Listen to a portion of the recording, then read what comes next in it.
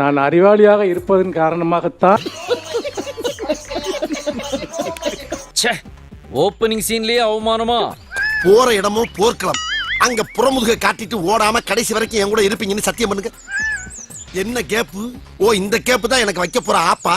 2026 இளைஞர்கள் வாக்கை பெறப்போவது யார்? பாய்ஸ், நல்ல ஆக்ஷன் பிளாக் மாட்டிருது. ஃபுல் என்ஜாய்மெண்ட் தான். வாங்கடா. கேட்ட பையன் சார் இந்த பால்சாமி. அடுத்தது சமத்துவம், சகோதரத்துவம் இதெல்லாம் பேசுவாங்க. ஊருக்குள்ள குப்பாடுற மாதிரி இருந்துகிட்டு ரொம்ப லொல்லு பண்றிய. இந்த பார் மகனை வார ஒட்ட கட் பண்ணிடுவேன். இதே உதயநிதி ஸ்டாலின் அவர்கள் எத்தனை ஆண்டு காலம் அரசியல் பணி செஞ்சாரு? எத்தனை ஆண்டு காலம் மக்கள் பணி செய்தாரு? இல்லீங்களே. அட்லீஸ்ட் திரைத்துறையில் இருக்கும்போது நற்பணி இயக்கங்களாகவே ஏதாவது செஞ்சிருக்காரா அப்படின்னு பார்த்தா ஒண்ணுமே கிடையாது. உங்க ஜட்ஜ்மெண்ட் ரொம்ப தப்பு சார். என் மூஞ்சி ஒரு 3 செகண்ட் உத்து குறுகுறுன்னு பாருங்க. வீட்டுல போய் உட்கார்ந்து தனியா கெக்கப்புக்குன்னு சிரிச்சுக்கிட்டே இருப்பீங்க சார். அந்த அளவுக்கு நான் ஒரு டம்மி பீஸ். தெரியாம எங்க அண்ணன் ஏதாவது பஞ்ச டைலாக் பேசிடுறான், கடைசியில அவஸ்தைப்படுறது நான் தான்டா. எல்லா நெருக்கடியையும் தாண்டி நெருப்பாற்றில் நீந்தி கொள்கைக்காக நிற்கிறோம். நாற்காலிக்கும் திருமாவுக்கும் எப்போதும் பொருத்தமில்லை போலும். எல்லா நெருக்கடியையும் தாண்டி நெருப்பாற்றில் நீந்தி கொள்கைக்காக நிற்கிறோம். மொத்தத்தில் வேண்டாம் என மறுத்தாலும் நாற்காலி திருமாவளவனை விடாது துரத்திக் கொண்டே இருக்கிறது. ஸ்டாலின் தான் இளைஞரோட நம்பிக்கையா? ஆனா சத்தியமா மனசுக்குள்ள சிரிச்சிருப்பீங்களா?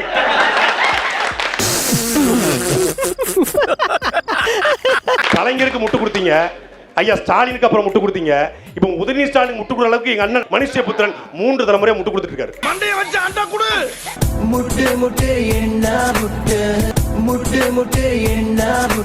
உதயநிதியை பத்தி கவிதை எழுதியிருக்காரு. அடுத்தது அவர் எழுதக்கூடிய அந்த கவிதையோட ரிலீஸ் யாருன்னு பாத்தீங்கன்னா இன்பநிதி. அப்ப இதே தொழிலாத்தான் அலையிறான். சமூக நீதி. அப்ப அவங்க சொன்னது என்ன, நீங்களாம் பொது தொகுதிக்கு ஆசைப்படாதீங்க அப்படின்னு சொன்னது. நீங்க எப்படி பொது வீதியில் நடக்காதீங்களோ, பொது குளத்தில் நடக்காதீங்களோ, அது போல சொல்லாடலாம் அந்த வார்த்தை. நீங்க வந்து பொது தொகுதி கேட்காதீங்க அப்படிங்கிறது. இது ஏன் நியூஸ் செவன்ல இதை ரெக்கார்ட் செய்கிற வன்னியரசு அது யார் சொன்னார்கள் என்று சொன்னாலும் சரியானதாக. அது கலைஞர் தான் சொன்னாரு. அது கலைஞர் தான் சொன்னாரு. என்ன கிளம்ப வேண்டியதானே? அதான் துப்பிட்டில போக வேண்டியதானே? இதை பற்றி பேசுவதன் சாதனைகளையும் அது செய்திருக்கிறது. சாப்பிடுறா. இளைஞர்களுக்காக இந்த அரசு என்ன செய்யுது? உங்களையே நம்பி இருக்காங்களே இவ்வளவு மக்கள், அவங்களுக்காக நீங்க என்ன பண்ண போறீங்க? இது வரைக்கும் உங்க 2 பேருக்கு நான் என்ன பண்ணிருக்கேன்? ஒன்னும் பண்ணல. அதேதான் அவங்களுக்கும் போய் சொல்றா. இன்னைக்கு நீங்க ஒரு 10 இளைஞர்களை போய் பாருங்க, அதுல 5 பேர் வந்து அதே மாதிரிதான் 2 கோடி பேருக்கு நான் வேலை, 20 கோடி பேருக்கு நான் வேலை கொடுக்க போறேன். வருஷத்துக்கு 2 லட்சம் பேருக்கு வேலை, 2 கோடி பேருக்கு கொடுத்தோம்னா 5 வருஷத்துல 20 கோடி பேருக்கு நான் வேலை கொடுக்க போறேன். Development only. Sure. Is the main issue. Yeah, main issue. Tamil Nadu இளைஞர்கள் போய் கேளுங்க. 4000 கோடி ஐயா, 4000 கோடி வண்டி எல்லாம் மிதக்குது ஐயா, மிதக்குது. துப்புனங்க ஆச்சு, மட்டமான ஆச்சு, பொறம்போக்குங்களா, விடியாதாச்சு, மயில் மட்டாச்சு. நீங்களா பொறம்போக்கு நாய்ங்களா போய் சோத்துல திருங்கடா பொறம்போக்குலாம் விடுங்கண்ணா. இல்லப்பா, அடிமேல் அடி விழுந்துகிட்டே இருக்குப்பா. எத்தனை அடியை தான் சமாளிப்பேன்? நல்ல சாவு வருமா? செத்தா குளிப்பாட்ட தண்ணி கிடைக்குமாடா? பணம் தூக்கம் உங்களை வண்டி கிடைக்குமாடா? இளைஞர்களுக்காக துணை முதலமைச்சர் போராடுகிறார்.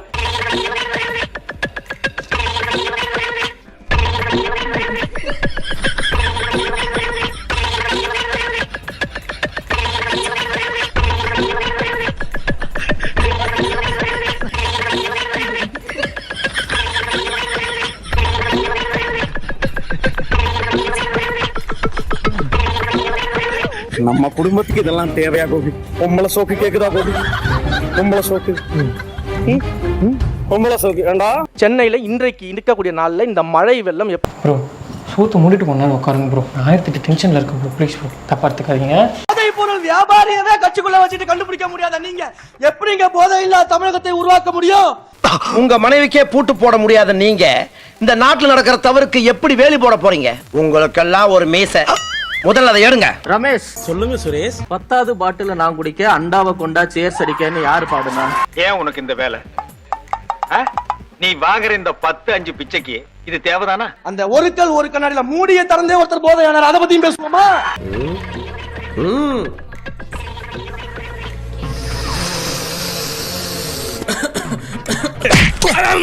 இப்ப அவன் உன்ட்ட கேட்டானா? தேவையில்லாம அதை கொண்டாந்து எதுக்கு இல்ல சொல்லுற? மூக்க பிச்சு பண்ணி உன்னைய அது அவருக்கு சொல்லுங்க, அது அவருக்கு சொல்லுங்க. போடு நல்லா இருக்கும், உனக்கு சூட்டா இருக்கும். வேற பால் வாங்கணும் மூக்குல மாட்டுறதுக்கு, அது மட்டும் வாங்கிட்டு வரேன். சரி ஜோக்கர். சினிமாவில் இருக்கக்கூடிய காட்சிகளையும் சினிமாவில் இருக்கக்கூடிய பாடல்களையும் பேசணும்னா தனியா ஒரு விவாதம் வைங்க, பேசுவோம். ஐயா உதயநிதியை பத்தி பேசுவோம், எங்க தலைவரை பத்தியும் பேசுவோம். மாமா வேலை பாக்குறியா? வெக்கமா இல்ல? சொல்லிக்கோ, இதுக்காக நான் வெக்கப்பட மாட்டேன், வேதனைப்பட மாட்டேன், துக்கப்பட மாட்டேன், துயரப்பட மாட்டேன்டா. அரசியல் கலன் வந்துட்டா அரசியலை பத்தி பேசுங்க. அரசியல் வேற சினிமா வேறன்னு இருக்கக்கூடிய அனைத்து இளைஞர்களுக்கும் தெரியும். பயப்பிடிச்சிட்டான். எல்லாம் டெக்னாலஜி. இவன் அடிக்கலாம் பாவியா இருக்கா? இதான்டா மாட்டினா மொத்தமா மாட்டுவானுங்க, இல்லாட்டி ஒருத்தனும் சிக்க மாட்டான். ஒரு இணைக்கின்றனர் மூத்த பத்திரிகையாளர் திரு மச்சி இவன்டா. ஆமாடா இவன்டா. எவன்டா? ஆனா ஊடகையலாளர் என்று சொல்லி அந்த கட்சிக்குள்ள ஊடுருவி அவன் அரசாங்க கார்ல வர்றான். 4 கோடி ரூபாய்க்கு சொந்த ஊர்ல வீடு கட்டுறது. அந்த ஊடகவியலாளர் எவ்வளவு தந்திரமா இருக்காரு பாத்தீங்களா? அதான் நரிமுத்து. என்ன பத்தி உனக்கு தெரியாது, கேட்டு பாருவீங்கிட்ட. உள்ள இருக்க முகத்தை நீ பார்த்தேன்னு வச்சுக்க. பாக்குறியாடா? என்னெல்லாம் சொல்றதா இருந்தா திமுக சொம்புன்னு சொல்லாத, திமுக அண்டான்னு சொல்லு. ஏன்னா நான் இவ்வளவு ஆதரிக்கல திமுகவை, நான் இவ்வளவு ஆதரிக்கிறேன், எனக்கு அதுல எந்த தயக்கமும் இல்ல. போ. சரி, இன்றைக்கு சமூக நீதி கொள்கைகள் நம்ம எடுத்து பேசுறோம். சமூக நீதிக்கு வித்திட்டவர் ஐயா மு க ஸ்டாலின். சமூக நீதியை காப்பாற்றியது இதன் திமுக தான். அப்படியா? யார் சொன்னது? ஊர்ல சொல்லி வச்சிருக்கேன், சும்மா இதெல்லாம் ஒரு பில்டப் விடு. இந்தியா கூட்டணி கட்சி ஆளக்கூடிய மாநிலங்கள் எல்லாம் சாதிவாரி கணக்காய் எடுப்பாங்க. ஐயா மு க ஸ்டாலின் அவர்கள்ட்ட கேட்டா அதை எங்க ஓனர் பாஜக தான் எடுப்பாங்க, நாங்க எடுக்க மாட்டோம். பாஸ், அவங்க உங்களை கலாய்க்கிறது எனக்கு கோபமா வருது பாஸ். அத சிரிச்சின்னு தான் சொல்லுவியா? மாண்புமிகு துணை முதலமைச்சர் அவர்கள் அந்த கூட்டத்தை ஏற்பாடு செய்த நிர்வாகி அவருடைய பேரோடு சாதி பயிரும் சேர்த்து சேர்த்து சேர்த்து அழைச்சாரு. ராஜ் கவுண்டர் அவர்களே, சகோதரர் ராஜ் கவுண்டர் வைத்திருக்கக்கூடிய நம்முடைய சகோதரர் ராஜகவுண்டர் மாநாடு இருக்கு. சகோதரர் ராஜகவுண்டர் எடுத்த பல முயற்சிகளை திரு ராஜ் கவுண்டர் அவர்கள் அழைச்சிருக்கிறார். சாதி பெயரை வைத்தே பேர் சொல்லி கூப்பிடுகிறார் திரு உதயநிதி ஸ்டாலின் அவர்கள். இதுதான் சமூக நீதியா? இதுதான் சாதி ஒழிப்பா? இதுதான் பெரியாரிசமா? சாம்பார் ஆப் எனக்கு. இங்க எங்க சமூக நீதி இருக்கு? இங்க எங்க சாதி ஒழிப்பு இருக்கு? மன்னர் ஆட்சி மட்டும் தான் இங்க நடந்துகிட்டு இருக்குது. என்னன்னு கடமுடான்னு ஒரு சத்தம். அது பல்ல கடிச்சு. பல்ல கடிச்சிங்களா? ஏதோ நொறுங்குற மாதிரி சத்தம் கேட்டது. ஐயோ, உள்ள உண்டியல் சத்தம் கேக்குது. இப்ப மன்னர் ஆட்சின்னு சொன்ன உடனே உண்மையிலே அண்ணன் செந்தில்வேல் அவர்களுக்கு கோவம் வந்துரும்.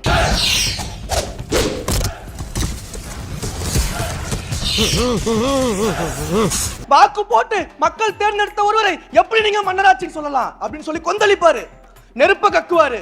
எரிமலையா செதர்வண்டா, அக்னியா கக்குவேன். மொத்தத்துல சொல்ல போனா தீ பிளம்பு, அக்னி குழம்புடா. அக்னி குழம்பா? இப்போ அந்த நெருப்பை கொண்டு போய் நீங்க கக்க வேண்டிய இடம் இது தெரியுமா? திமுகவுடைய மூத்த அமைச்சர் ஐயா துரைமுருகனிடம். கண்ணு எலும்பந்தோலுமா இருக்காரு, பொட்டுன்னு போயிடுவாரு ராசா. ஐயா துரைமுருகன் அவர்கள் தான் சொல்றாரு, ராஜராஜன் மன்னனாக இருக்கிற பொழுது அந்த பணியை ராஜேந்திர சோழன் ஏற்றுக்கொண்டார். இன்றைக்கு எழுதி வைத்துக் கொள்ளுங்கள், உதயநிதி ஒரு நாள் ஆச்சாரிய ராஜேந்திர சோழனாக மாறுவார் என்பதை. அதுபோல ஐயா மு க ஸ்டாலின் அவர்கள் இருக்கும் பொழுது உதயநிதி ஸ்டாலின் அவர்கள் புகழ் பெறுகிறார். மன்னர் ஆட்சின்னு சொன்னது நாங்க இல்ல, உங்களுடைய அமைச்சர் தான். நீலாம் ஜால்ரா தான்டா போடுவேன். நான் பெரிய சேர்த்து சிங்கு நடத்திட்டு அவருக்கே தெரியாது அவரோட கட்சிக்குள்ள நேஷனல் லெவல்ல ட்ரக் மாஃபியா பண்ணக்கூடிய ஒரு கிங் பின் போதைப் பொருள் வியாபாரி இருக்காரு. நிச்சயமா சொல்றேன், உறுதியா சொல்றேன், திமுக உறுப்பினர் இல்ல, திமுக ஆதரவாளர், திமுக ஆதரவாளர். அதை நாங்க முடிக்கல. உங்க வாய் உங்க உருட்டு, நீங்க உருட்டுறீங்க. ஒரு போதைப் பொருள் வியாபாரியவே கட்சிக்குள்ள வச்சுட்டு கண்டுபிடிக்க முடியாத நீங்க எப்படிங்க போதை இல்லா தமிழகத்தை உருவாக்க முடியும்? நீ கேட்ட ஒவ்வொரு கேள்வி என்ன செருப்பால் அடிச்ச மாதிரி இருக்குடா. மாதிரி இல்ல, உண்மையிலே செருப்பால தான் அடிச்சது. ரமேஷ், 10வது பாட்டில நான் குடிக்க அண்டாவை கொண்டா சேர்ஸ் அடிக்கன்னு யாரு பாடுனா? அந்த ஒரு கண்ணாடியில மூடிய திறந்தே ஒருத்தர் போதையானார். அதை பத்தியும் பேசுவோமா? இன்னொரு ரவுண்ட் போடுறியா? கொஞ்சம் டைம் ஆகட்டும் மச்சான். ஊழல் இல்லாத ஆட்சியை நாங்கள் கொடுப்போம் அப்படின்னு சொல்றது யாரு? திமுக. நம்புற மாதிரியா இருக்கு? என்ன அப்படி பாக்குறீங்க? என் மேல சந்தேகமா உங்களுக்கு? ஆனா திமுகவுக்கு தெரிஞ்சது 3 விஷயம் தான், பிடிச்ச விஷயம் 3 விஷயம் தான்.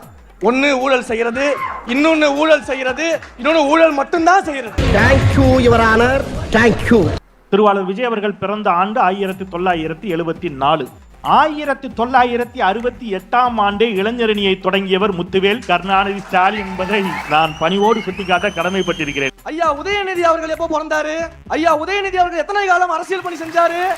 எத்தனை காலம் மக்கள் பணி செஞ்சாரு? விவாதத்துக்கு தயாரா?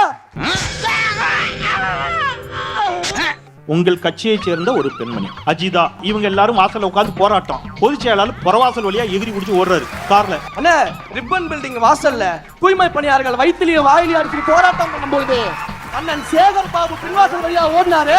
அப்ப அதையும் நான் சொல்லணும்லண்ணே. உள்ளபடியே நீங்கள் எஸ் ஏ சந்திரசேகருக்கு மகனாக ஒருவேளை இல்லாமல் இருந்திருந்தால் இந்த வாய்ப்பு உங்களுக்கு கிடைச்சிருக்குமா? இதே போல போயிட்டு ஐயா உதயநிதி அவர்கள் ரெட் ஜெயண்ட் மூவிஸ கொண்டு போயிட்டு அவருடைய மகன் இன்ப நிதிக்கு கொடுத்துட்டாருன்னு பேசினா சும்மா இருப்பீங்களா? அப்ப இன்ப நிதி அவர் தான் வளர்த்துறாருன்னு சொன்னா நீங்க கேட்க மாட்டீங்களா? இதெல்லாம் அரசியலாப்பா, இது சினிமாப்பான்னு கேட்க மாட்டீங்களா? உனக்கு வந்தா ரத்தம், எனக்கு வந்தா தக்காளி சட்னி. மொய்யால முட்டிக்கிட்டு மோதிக்கிட்டு ரத்த கை அடிக்கிறேன். உனக்கு தக்காளி சட்னி. பாஜக உள்ள வந்துடக்கூடாதுன்னு நாங்க சொல்றோம். பாஜக பூந்துரும் பயங்காட்டல. இப்போ உனக்கு என்ன வேணும்? பாஜக பூந்த ஒடிசால இன்றைக்கு என்ன அட்டூழியம் நடக்கிறது என்பதை நாம் பார்க்கிறோம்.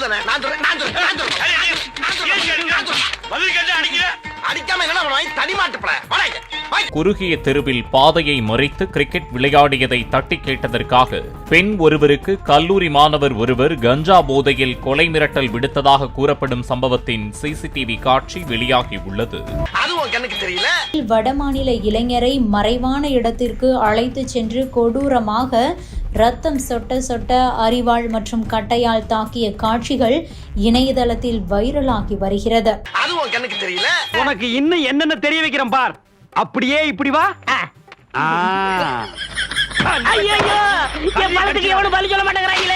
இனிமே ஏதாவது எடக்கு புடக்கா பேசி ஜனங்களோட வந்த மகனை சுடுபொட்டியை வச்சு தோற வெள்ளையாக்கிடுவேன். நீங்க பாருங்க, நான் ரொம்ப கண்ணியத்தை காப்பாத்தின தம்பிகளா.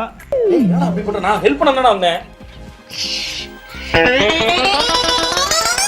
நீங்க கூட கூட பேசுனீங்கன்னா எனக்கு வேற ஒரு முகம் இருக்கு.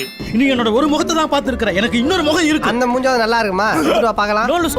அதை நான் காட்டினா நீங்க யாருங்க இருந்து பேச முடியாது. வெளியே தெரிகிறது ஒரு உருவம், ஆனா உள்ள தெரிகிறது பல ரூபங்கள். அதெல்லாம் வெளியே நடமாட விட்டா பூமி தாங்காதுன்னு உள்ள ஒரு ஓரமா படுக்க போட்டிருக்கோம். நீங்க வார்த்தைக்கு வார்த்தை கமெண்ட் அடிச்சீங்கன்னா அழுதுருவேன். நீங்க படிச்ச ஸ்கூல்ல நாங்க ஹெட் மாஸ்டர் தம்பிகளா உட்காருங்க. Hey, I've seen this one. This is a classic. நீ படிச்ச ஸ்கூல்ல நான் ஹெட் மாஸ்டர்ரா. நாயே, அடுத்தவங்க சொன்ன தத்துவத்தில நீ ஏன்டா சொல்ற? பேசாம இறங்கி வெட்டி குடுறா. அமைதியா, சரியா? இந்த உருட்டல் மரத்தெல்லாம் அங்க இருக்க கூடாது. அப்புறம் ஏன்டா கண்ணு கலங்குது? சரி. இந்த வீடியோ பிடித்து இருந்தால் சேனலை சப்ஸ்கிரைப் செய்யவும், ஏதாவது குறைகள் இருந்தால் கமெண்டில் போடவும், அப்புறம் பறக்காமலே போட்டிருந்த வரட்டாமாம் வீடுறதே. வரண்டா சின்னசாமி. ஹே guys, this is your editor. Video பிடிச்சிருக்குன்னு நினைக்கிறேன். ஸோ பிடிச்சிருந்தா ஒரு லைக் பண்ணிடுங்க அண்ட் கமெண்ட் செக்ஷன்ல ஒரு ஹார்ட்டிங் அல்லது ஒரு ஸ்மைல் தெரிக்க விடுங்க பார்ப்போம். இப்ப எனக்காக நீங்க ஒரு குத்துனா குறைஞ்சா போயிருவீங்க. சரி, பாசக்கரப்ப ஒரே ஒரு குத்து விட்டு போவோம். வாடாங்க.